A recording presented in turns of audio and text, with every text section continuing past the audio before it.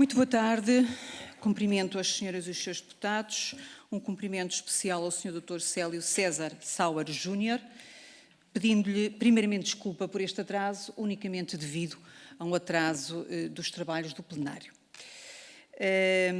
O Sr. Dr. Célio César Sauer Júnior está aqui presente na qualidade de primeiro subscritor das petições números 12, 42, 79 e 237, todas da 16ª, primeira, cuja audição conjunta iremos de imediato iniciar. Relembro a grelha de tempos.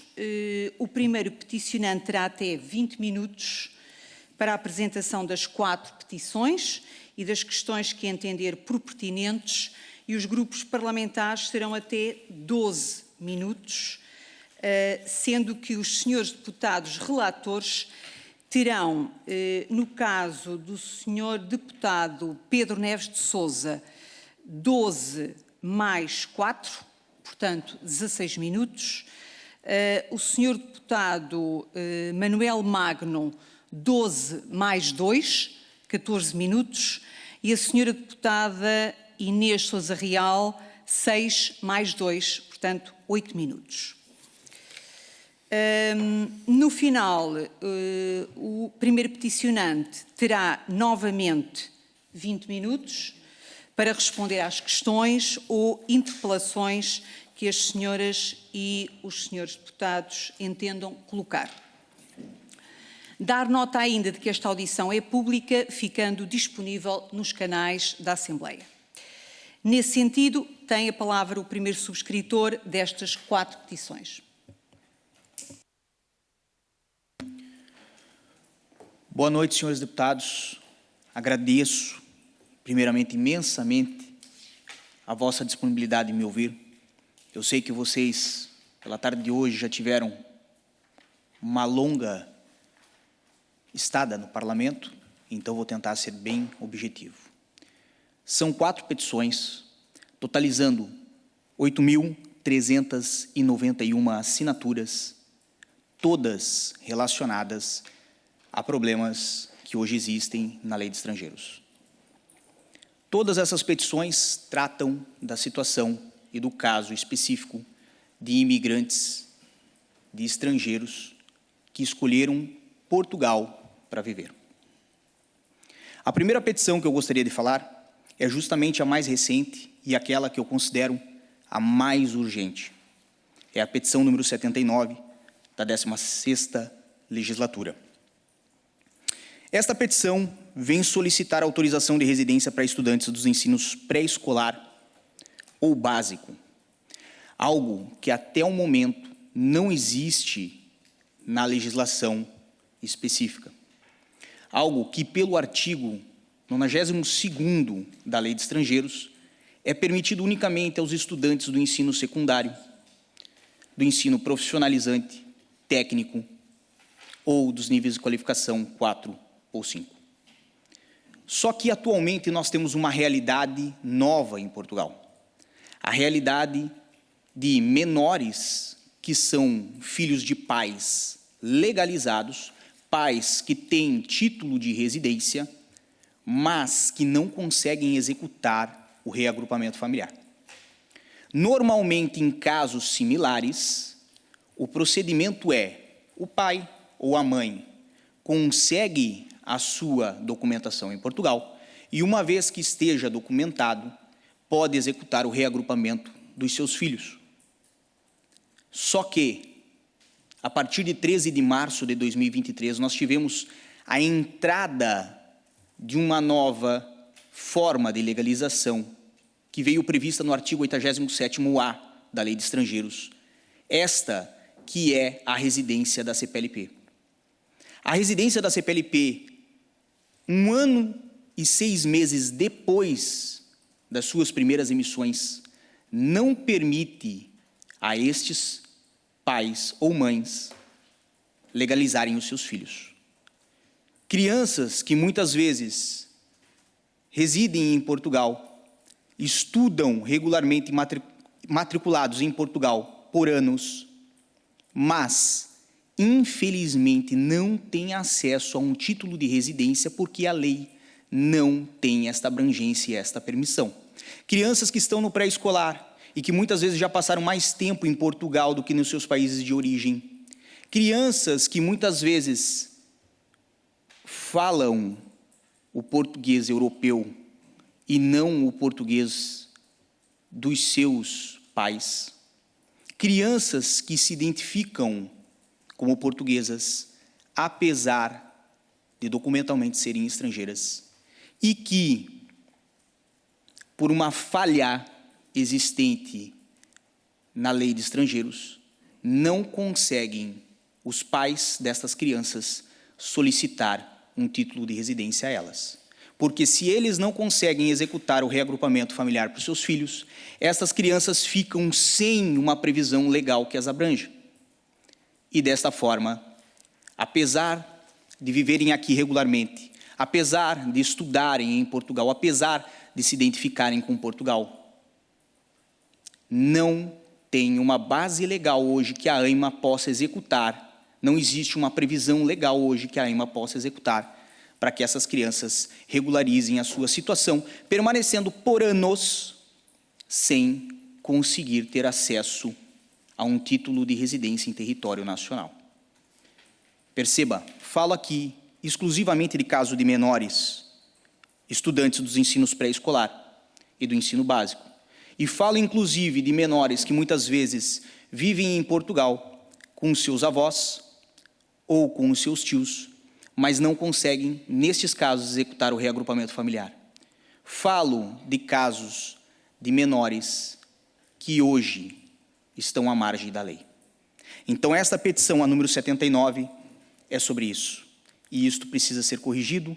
Temos ali uma proposta para inclusão dentro do artigo 92 desta previsão dos ensinos básico e pré-escolar. Não obstante essa petição, temos a número 42, também da 16ª legislatura. Essa petição que vem com um pedido duplo. Primeiramente, pelo desbloqueio do sistema de acesso ao registro no portal da CPLP para cidadãos não portadores de vistos consulares. Cidadãos do Brasil e do Timor-Leste que não conseguem fazer o seu registro no portal da CPLP, apesar de já ter a previsão legal desde outubro de 2022, ter a regulamentação disso na lei de estrangeiros desde outubro de 2022, de existir um portal específico para esse pedido desde 13 de março de 2023, mas quando há o acesso a esse portal que hoje se localiza em cplp.cf.pt, a opção não tem o visto consular, está bloqueada e com a expressão desde 13 de março de 2023 há 1 ano e 6 meses ou mais, brevemente disponível. Esta situação cria problemas para familiares que tinham alguém com uma manifestação de interesse em Portugal e que este familiar com a manifestação de interesse conseguiu fazer o seu registro da CPLP porque foi aberto a quem tem uma manifestação de interesse, mas quem não tinha uma manifestação de interesse, como o caso que nós falamos agora há pouco dos menores, que não trabalhavam, por isso não poderiam manifestar interesse, bem, esses menores não conseguem também executar o seu direito previsto em lei no artigo 87A da residência da CPLP. Nesta situação, o outro pedido, um pedido duplo, como falei, vem em prol de quem trabalhava. Por quê? Porque esta petição foi feita justamente logo depois que houve a extinção da manifestação de interesse e esse instituto. E existem pessoas hoje em Portugal que estavam já contratadas, que servem aos seus empregadores, porque o empregador tem necessidade, e que foram surpreendidas com o fim da manifestação de interesse. E tendo o fim da manifestação de interesse, essas pessoas entraram numa situação, num hiato, em que não conseguem apresentar nada ao Estado de que pretendem aqui se legalizar. E como não conseguem apresentar nada ao Estado de que aqui pretendem se legalizar, não conseguem afastar hoje uma contraordenação que é punível com coima, que está prevista na lei de estrangeiros no artigo 198 e também no artigo 198-A. Ambas as previsões podem punir quem emprega estas pessoas e também quem exerce atividade de forma independente em Portugal. E isto vem num prejuízo para as empresas que necessitam de mão de obra e que já haviam contratado essas pessoas e, por uma mudança de regras no meio do jogo, podem ser penalizadas a partir de 2.000 euros, que para um empresário que muitas vezes aqui em Portugal tem 1 ou 2 funcionários e mal retira lucro na sua empresa para sua própria subsistência, paga suas contas ao Estado, paga os salários desses funcionários, receber uma coima de 2.000 ou mais, porque dependendo do número de funcionários pode chegar a 20.000 euros, pode significar quebrar o seu negócio. E eu imagino que os senhores não querem ver empresas a quebrar em Portugal. Então, é urgente que se faça uma norma que permita, que gere uma suspensão destas coimas, dessas contraordenações a quem foi atingido pela alteração legislativa tida por decreto do governo. Por quê? Porque senão temos talvez centenas ou milhares de empresários que podem colocar a sua empresa em risco ou ter que pegar créditos aos bancos para manter o seu negócio. Por isso aqui temos um pedido duplo. Vou adiante, vou para uma petição que é a número 12, também da 16ª legislatura. Esta vem pedir algo que, para quem solicitou autorização de residência da CPLP, para quem hoje tem um título de residência, está legal em Portugal, ainda enfrenta dificuldades. É uma petição que requer um cartão da autorização de residência da CPLP. Requer que esta autorização de residência, que é em formato de papel, uma autorização de residência que é emitida de uma forma célere, online, e talvez a ideia de fazer o certificado em formato de papel A4 foi para manter essa celeridade, para permitir essa celeridade, ainda mais considerando que, na época em que ela foi formada, o CEF estava já com grandes dificuldades e com grandes pendências. Esta autorização de residência, ela tem, infelizmente, um ar de inferioridade. E ser emitida em formato de papel causa a milhares de estrangeiros, e são 150 mil estrangeiros que estão legalizados com essa autorização de residência, causa constrangimentos em órgãos públicos, em empresas e até com os empregadores. E, infelizmente,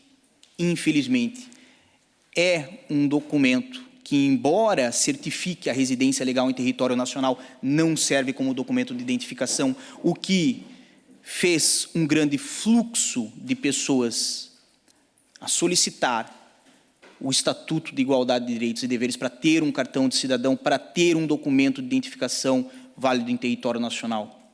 Porque, de novo, o título de residência, da autorização de residência da CPLP, não serve para efeitos de identificação.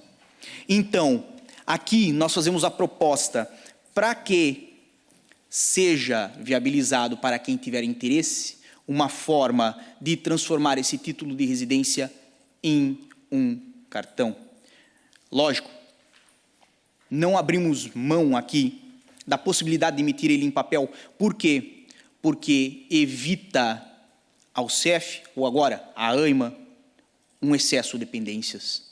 Então aqui nós trazemos talvez uma possibilidade do IRN fazer a emissão do documento de identificação após o aceite por parte da AIMA e a emissão por parte da AIMA do certificado de residência da CPLP, que continuaria a ser emitido em formato de papel. Por quê? Porque assim, a pessoa que não tem necessidade de um documento em formato de cartão poderia se manter com o formato de papel e a emissão continuaria célere.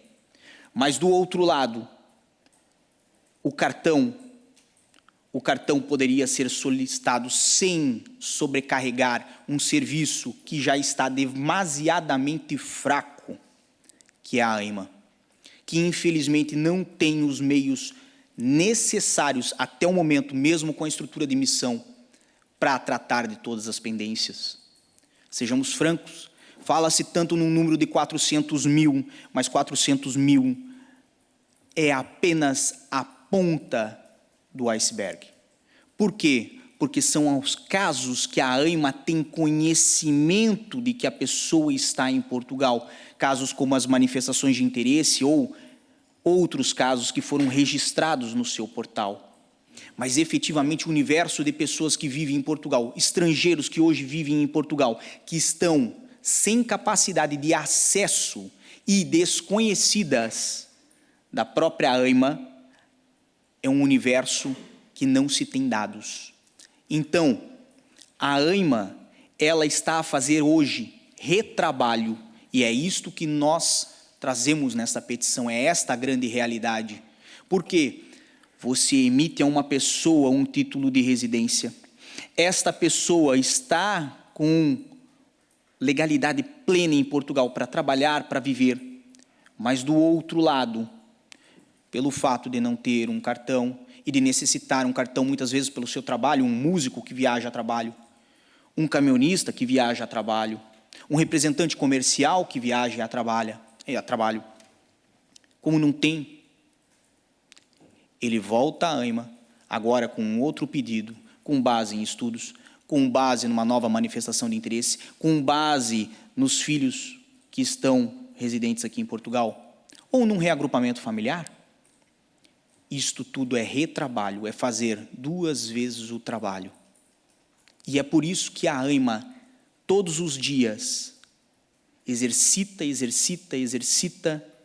mas não consegue resolver estas pendências, porque as pendências novas são pendências antigas. Existem milhares de manifestações de interesse que foram registradas por pessoas que já estão com uma residência da CPLP e não teriam que registrar esta nova manifestação se efetivamente a CPLP fosse emitida em cartão. E é por isso que veio esta petição. Por fim, mas não menos importante, a petição número 237 da 15ª legislatura, uma petição a solicitar a disponibilização de agendamentos para reagrupamento familiar e, principalmente, no sentido de viabilizar um processo cronológico, um processo, desculpa a palavra, honesto, para que as pessoas tenham acesso a um agendamento, porque o que existe hoje é desumano.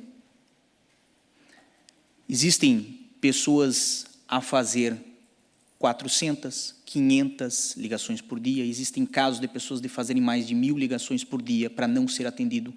Se quiserem, eu pego o meu telemóvel aqui e mostro as ligações que eu fiz na segunda, na terça e nesta quarta-feira. E vocês vão ver centenas de ligações sem ser atendidas por parte da AIMA.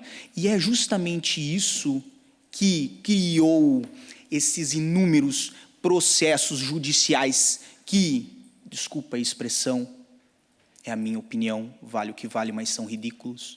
Por que fazer um processo judicial para se conseguir um agendamento para um cartão cidadão? Eu duvido que teria um português que acharia isto justo. E, falando como jurista, acredito eu que os tribunais têm coisas mais sérias a tratar. Não que a falta desses agendamentos, não que a falta do respeito ao direito das pessoas não seja uma razão que deva ser levada aos tribunais, mas se o sistema funcionasse de forma eficiente, de forma eficaz, eu acho que não precisaríamos desses processos. E aqui nós solicitamos justamente isso, solicitamos o que é o justo, introduzir um procedimento cronológico e seguro para a disponibilização de agendamentos, que não dependa mais de contato telefônico, que seja fácil das pessoas compreenderem como um cadastro prévio, uma flexibilidade de agendamento que tem a ordem cronológica de atendimento, então você vai entender que você vai ser atendido logo depois da outra pessoa que chegou um pouco antes de você.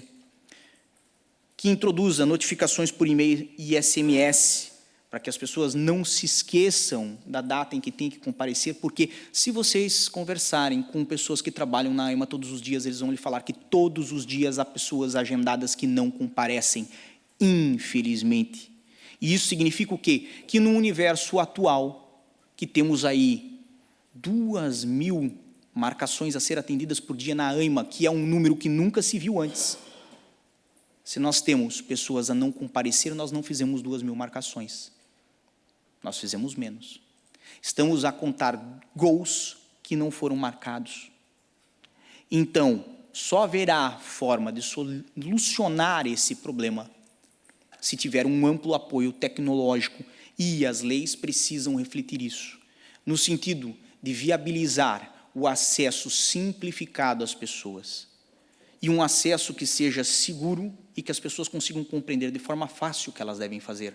Porque neste ano nós tivemos um período em que o agendamento ocorria por telefone, depois tivemos um período em que ocorria por um formulário de contato da AIMA, depois tivemos um período em que ocorria por e-mail, agora é por tribunais. E amanhã, como é que isso será? Então, esta aqui é a mais antiga, mas efetivamente ainda tem seu valor, porque a situação não está resolvida. E é isso que eu peço aos senhores.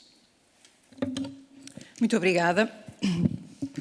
Bom, e agora, se concordarem, eu daria a palavra aos senhores deputados relatores das petições pela ordem em que elas foram apresentadas e depois, no final, à senhora deputada Patrícia Faro. Daria então a palavra ao senhor deputado Pedro Neves de Sousa, que é também o relator das petições números 42 e 79. Tem a palavra, senhor deputado. Muito obrigado, Sr. Presidente, Srs. Deputados. Saudar aqui o primeiro peticionário e saudá-lo de uma forma muito positiva, porque nós, felizmente, temos esta possibilidade, não obstante estarmos na Casa da Democracia, Casa de Produção Legislativa, temos esta possibilidade dos próprios cidadãos também, aqueles que assumem, digamos, um compromisso mais intenso com aquilo que são os problemas que nos rodeiam, de vir aqui e dar o seu contributo, muitas das vezes com conhecimento de causa, com conhecimento no terreno, e penso que este caso, as várias petições que aqui traz, e vou-me concentrar mais, como poderá imaginar, na 79 e na 42, que muitas das vezes nos trazem aqui algumas realidades e alguns pormenores que geram, não obstante, entropias no próprio sistema. A questão da imigração, eu penso que seria fastidioso estar aqui a relatar o estado em que a AIMA se encontrava e, infelizmente, ainda se encontra. Verdadeiramente o que aconteceu é que, perante um caos, foi preciso tomar medidas e, como penso que será do seu conhecimento, o que fizemos no caso do Governo foi, para além de alterar, nomeadamente, a questão da manifestação de interesse, foi também criada uma estrutura de missão para que esta resposta possa ser dada de forma mais rápida, e ainda há pouco tempo tivemos sentado exatamente nesse lugar o Sr. Ministro da Presidência, que nos disse que a capacidade de resposta neste momento já triplicou, o que me parece também ser uma boa notícia. Isto não significa que não continuem a existir constrangimentos, alguns deles ao nível daquilo, e isto entronca também aqui numa das petições, ao nível daquilo que são constrangimentos informáticos que bloqueiam muitas das vezes os pedidos dos cidadãos que pretendem vir para Portugal. E, portanto, aqui na petição 42, que lemos com atenção, há aqui um pedido de desbloqueio do sistema de acesso ao registro no portal CPLP para cidadãos não portadores de visto consular, e o que venho aqui propor, digamos, é um conjunto de alterações que permitam, passa a repetição, o desbloqueio desta situação. Nós iremos olhar atentamente, da parte do PST, para esta questão, enquadrando naquilo que é uma política global e, a seu tempo, tomaremos, digamos, a devida posição. Quanto à outra petição, relativamente à 79, eu penso que isto pode sintetizar de uma forma simples. Basicamente, o que pretende aqui é um alargamento, é uma extensão, digamos, ao ensino pré-escolar e básico para o que já existe ao nível do ensino secundário.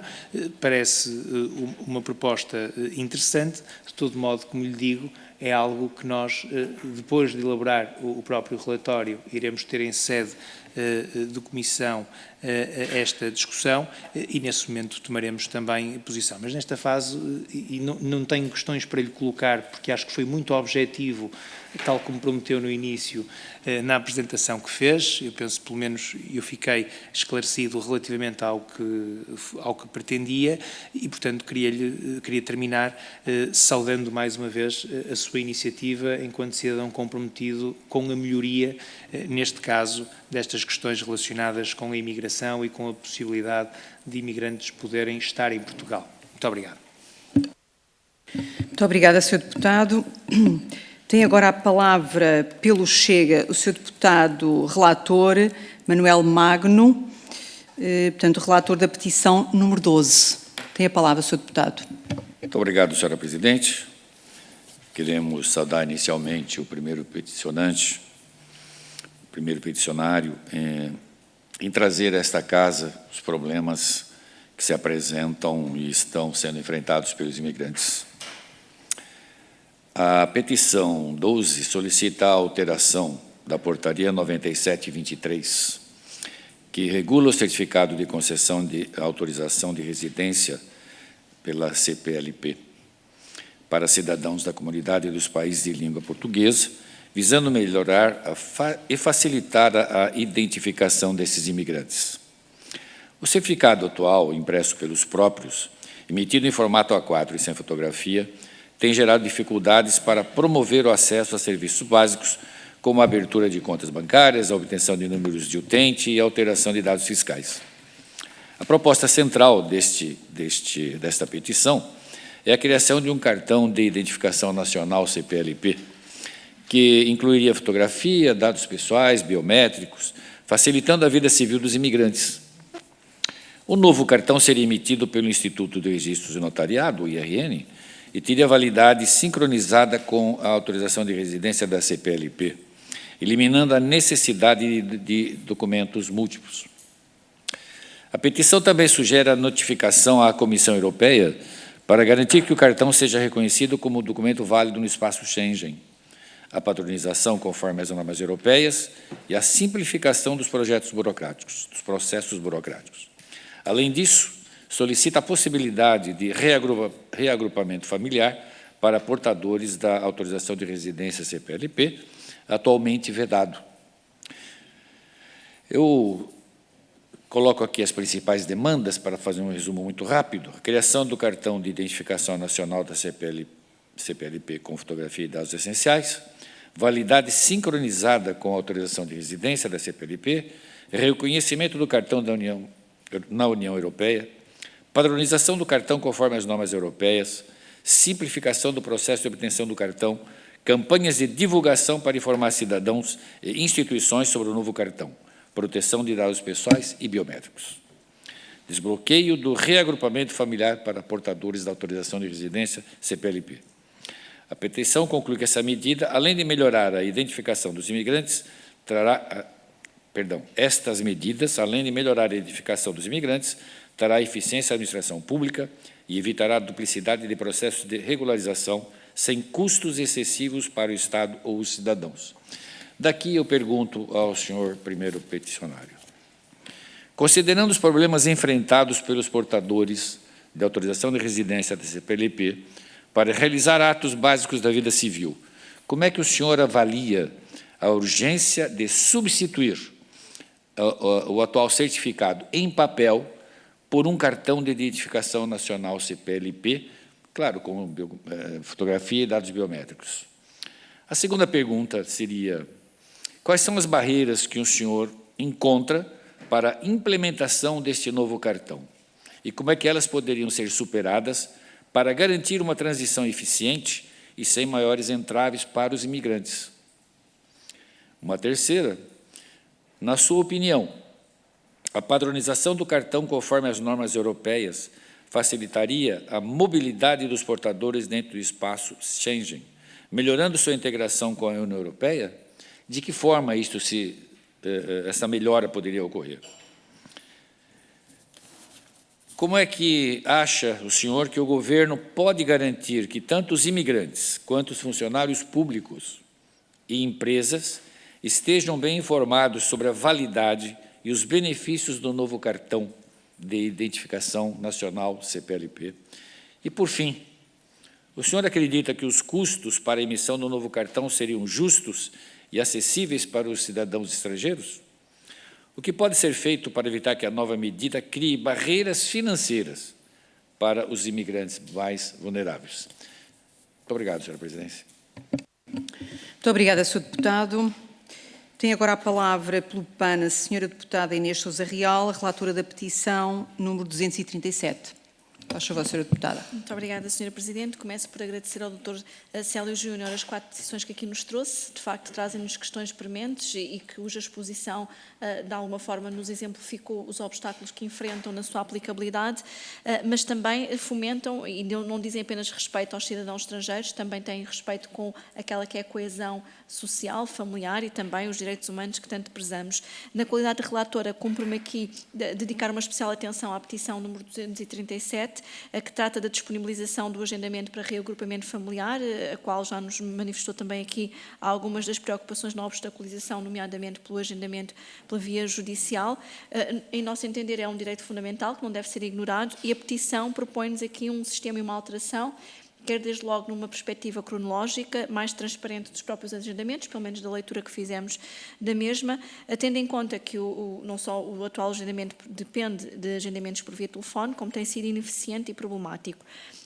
Gostaria aqui de colocar apenas uma questão, não obstante a explicação que já nos deu, porque da leitura que fizemos, esta falha aqui no sistema e compromete o direito das famílias a viverem juntas, dificultando o próprio acesso aos serviços essenciais, e falou na dificuldade do acesso telefónico, e trazem-nos aqui uma proposta de implementação do ponto de vista de sistema de agendamento digital, inspirado noutros contextos como o próprio Brexit, o portal da Comunidade dos Países da CPLP e também o sistema de pré-agendamento que tem sido mantido pelo sistema do portal SAPA.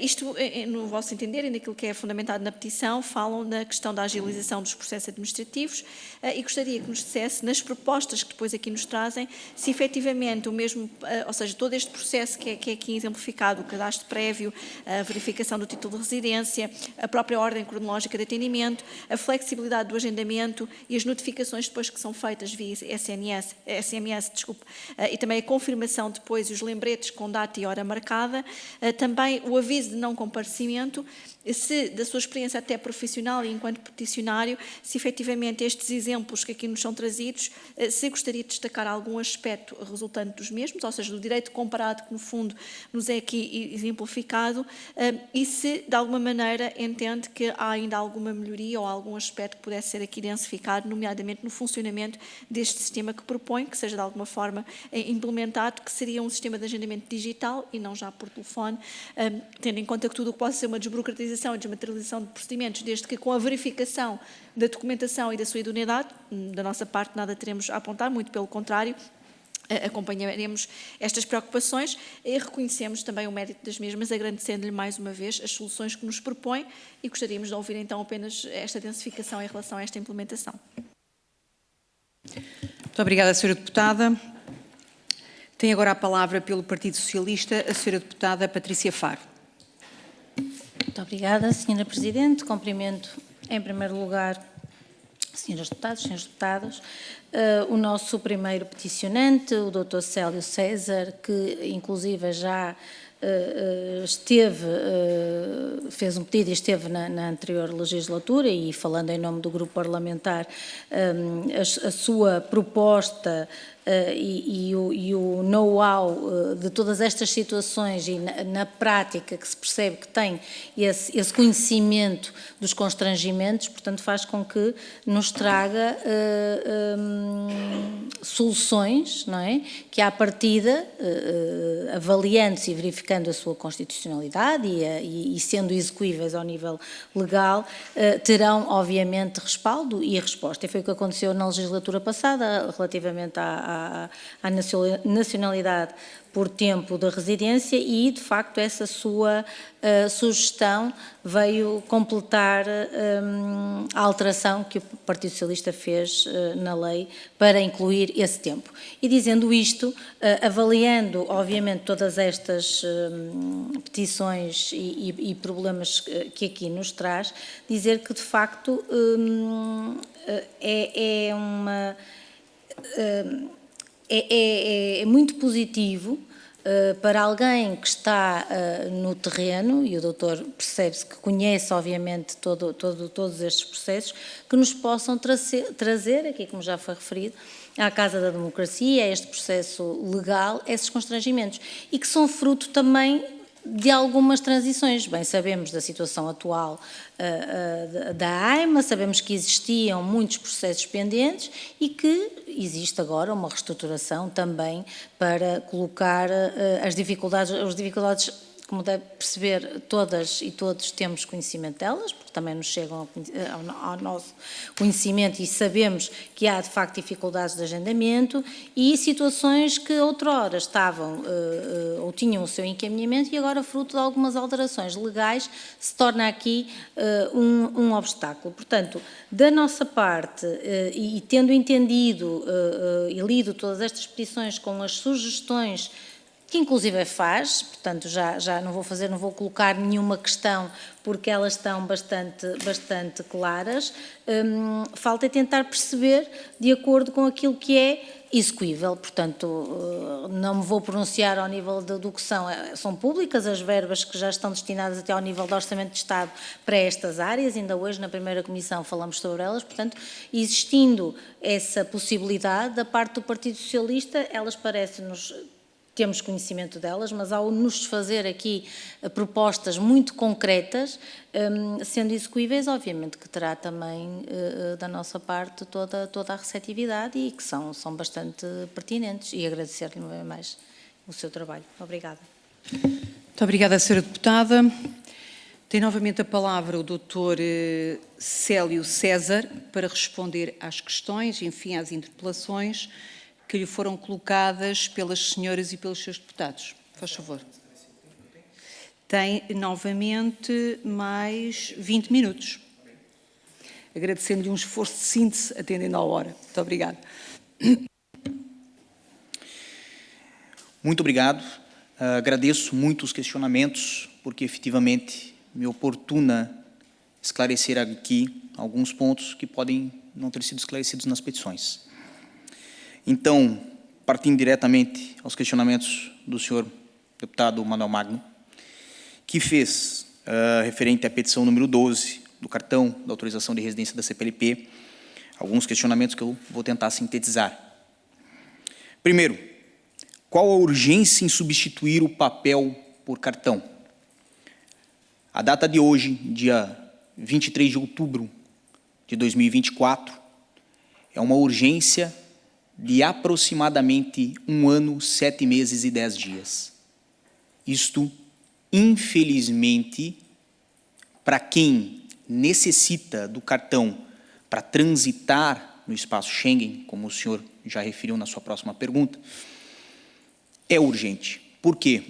Porque hoje um caminhonista não consegue fazer um serviço até a Espanha. Hoje, um cidadão que representa comercialmente uma empresa portuguesa não consegue ir até a fronteira, até Badajoz.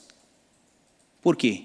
Porque se lá for pego, as autoridades de Espanha, e não só de Espanha, de outros países da União Europeia, vão pedir o passaporte, que é o documento de identificação, e no passaporte existe um carimbo que denota que a entrada já ocorreu há mais de 90 dias.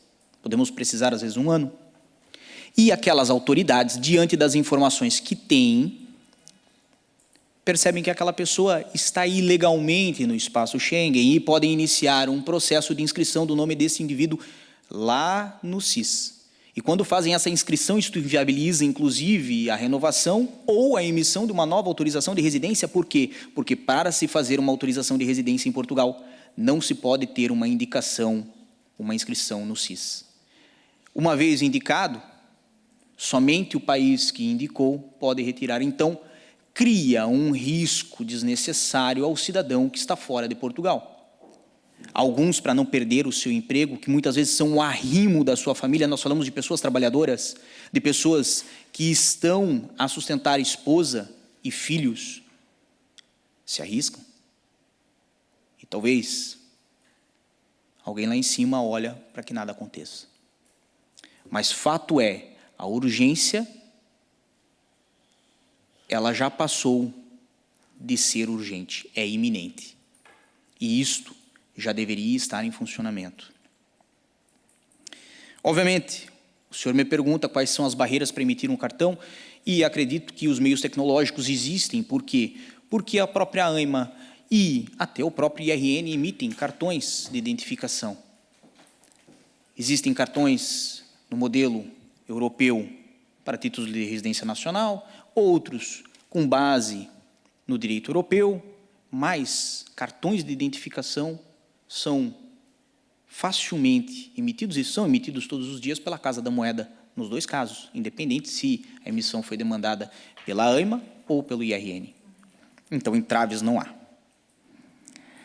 A padronização da União Europeia melhoraria a circulação, e ficou evidente pela resposta da primeira pergunta que sim, porque uma vez que tivesse um cartão de residência indicando no padrão da União Europeia de que esta pessoa oficialmente é um residente em Portugal, e um cartão que sirva para identificação, um cartão que tenha a fotografia, para que uma autoridade de um país estrangeiro que não entende português, que se me permitem uma parte, eu não entendo porque os outros europeus não falam português. Digo, se eles não entendem português, uma fotografia tornaria muito mais fácil entender que aquele documento é do respectivo portador. E evitaria fraudes, e evitaria falsificações. Seria muito mais seguro. Por fim,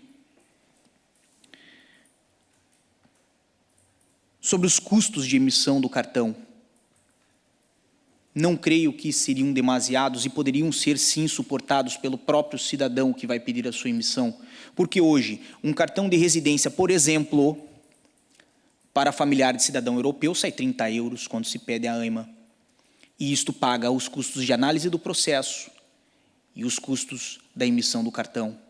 Então, acredito que qualquer portador de um título de residência da CPLP estaria disposto a arcar com este custo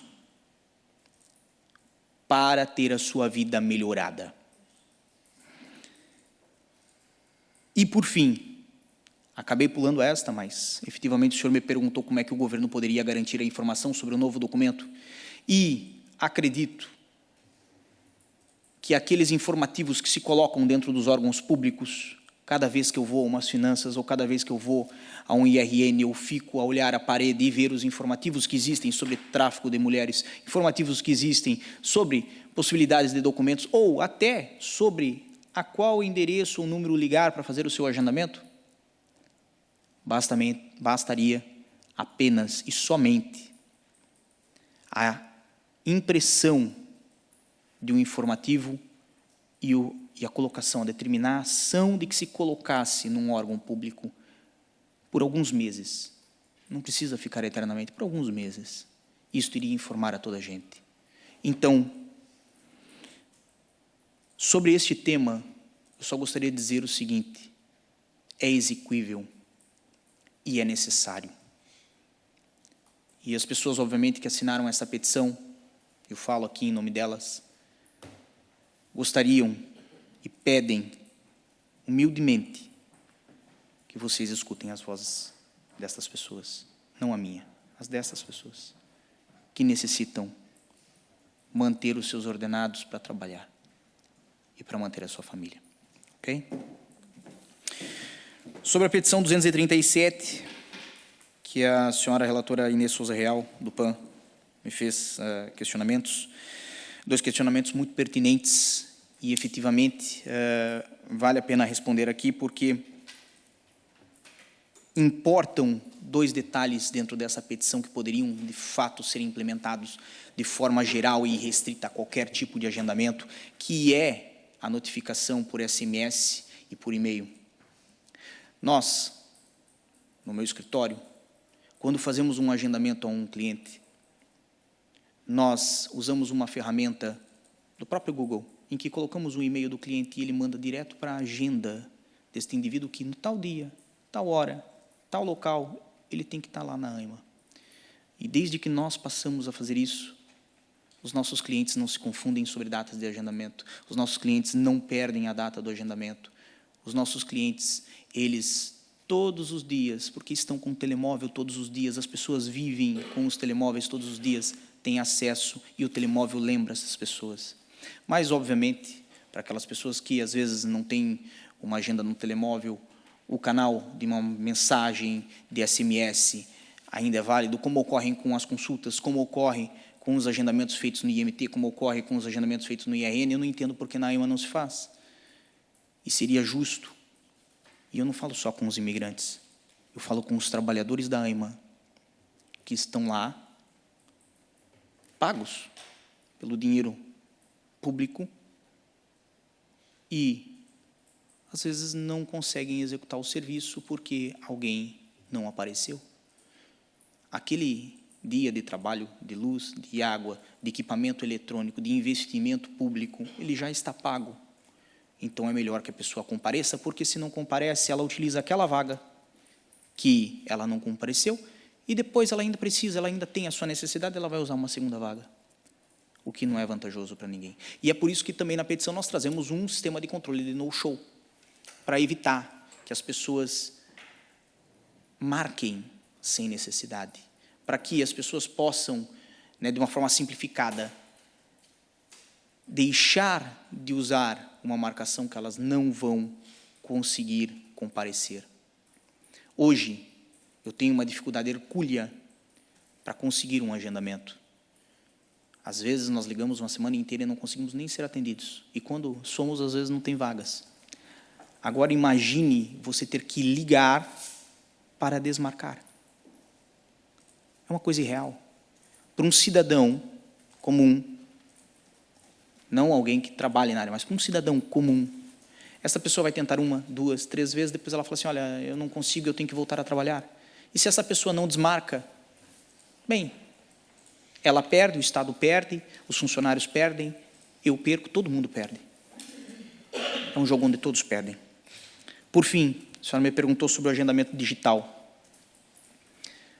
Deve ser viabilizado uma forma diferente do que ocorreu há pouco tempo atrás, com o agendamento pelo sistema SIGA, que houve, infelizmente, fraudes, no sentido de pessoas se apoderarem dos agendamentos e não permitirem os utentes de ter esse acesso. Por quê? Porque o sistema SIGA ele é mais aberto. Deve-se ter um sistema em que a pessoa, de fato, faça um cadastro prévio com o seu e-mail, confirme o seu e-mail e não possa se transferir agendamentos, porque no sistema SIGA, as pessoas poderiam ir lá, pegavam 10 vagas, e aí depois cada vaga tinha um código e elas passavam os códigos a outras pessoas que não tinham feito esse agendamento. Isto, para a imigração, para a ótica da imigração, não funciona, não há como. Então, o correto é um sistema em que ocorra o pré-cadastro, em que exista a validação de um e-mail, e, óbvio, com esta validação, a pessoa indique quantas vagas vai precisar e por qual razão. E disto, a vaga depois seja fornecida, especialmente para aquele caso, para aquele e-mail, para aquele telefone fiabilizado. Assim, nós evitamos de ter, infelizmente, existe isso, evitamos de ter gente que se apodere das vagas de quem precisa. Os agendamentos têm que ir para as pessoas, não tem que ir para às máfias, não tem que ir para grupos que se apoderem disso, tem que ir para quem precisa. E é por isso que tem que se fazer um cadastro, com e-mail, com telefone, assim inviabiliza grupos. E as coisas ficam nítidas, ficam às claras, ficam reservadas às pessoas que necessitam.